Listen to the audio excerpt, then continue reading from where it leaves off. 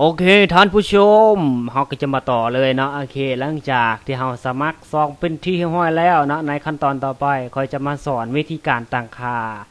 อีกนะโอเคซึ่งว่าตอนนี้ซองของเรานะวิธีการตั้งค่าการจัดการวิดีโอนี่ละนะโอเค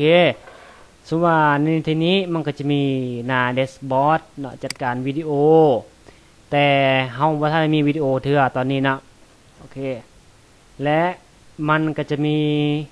อันนี้เนาะคำว่าซ่องโอเคอันนี้เราจะมายืนยันนะมายืนยันตัวนี้นะโอเคก็คือเรายืนยันก่อนนะยืนยันเป็นลาวโชว์ข้อความไปหาก็คือมันจะยืนยันตัวตนของเราละเนาะเป็นภาษาเบอร์โทรเนาะ0209811บ่เบอร์มึงใส่ก่อน603ลันอีกแล้วคีย์บอร์ดโอ้โหโอ้เจ้าลบเลยจบท่านผู้ชมคีย์บอร์ดพังโอเคหลังจากนั้นเราก็ส่งไปตึงข้อความถ้าห้าข้อความแล้วเราก็จะยืนยันนะโอเคอ่านมาโอเคนะต่อไปเราก็ส่งตัวนี้ไปปึ้งแน่ลัคกี้ซอยจมยืนยันแล้วนะโอเคต่อไปมียังที่ยังคงขาคือการสร้างรายได้อันนี้เฮายังบ่พอเอาเถื่อเนาะการสตรีมสดการฟังสตรีมยังจักอย่างเนาะโอเคอันนี้เฮาบ่พอเอาเพราะว่าขั้นตอนเฮายังบ่ทันฮอดเถื่อนะโอเคในทีนี้ในซองนี่ก็จะมีการตั้งค่าอัปโหลดเนาะท่านผู้ชมนะอยู่นี่ในซองนี้ตั้งค่าเริ่มต้นในการอัปโหลดเนาะอันนี้นะโอเคอันนี้จะเป็นการตั้งชื่ออธิบายนะสมมติเฮาสิฝากคือตัวนี้นี่เฮาสามารถแก้ไขได้นะฝากติดตามลัคกี้ได้เด้อกี้สายชมเด้อนะตัวอย่างอันนี้มันจะขึ้นมาตลอดทุกคลิปมันจะเห็นตัวนี้ตลอดนะโอเคสายใช่ยังใช้จมมันมีแง่วางใช้จมเลยใช่ป่ะโอเคนะส่วนแท็กนี่หมายความว่า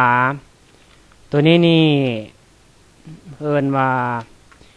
คือแท็กนี่หมายความว่าเฮ็ดจังได๋ให้คนได้เบิ่งได้เห็นคลิปเฮาเนาะตัวอย่างว่าอันนี้ลัคกี้นี่เราสิแบบเฮ็ดเกี่ยวกับกินเหล้าเนาะกินเหล้าแล้วก็จมว่าไงซะเนาะก็เลยว่าลัคกี้สายจมเนาะแบบกินเหล้าเมาแล้วก็จมหันจมนี่เนาะจมสารพัดเนาะเราก็เลยว่าจมเข้าไปแท็กเนาะจมนี่ปวงนะฮักกะบ่ป้ายเนาะปวงบาบ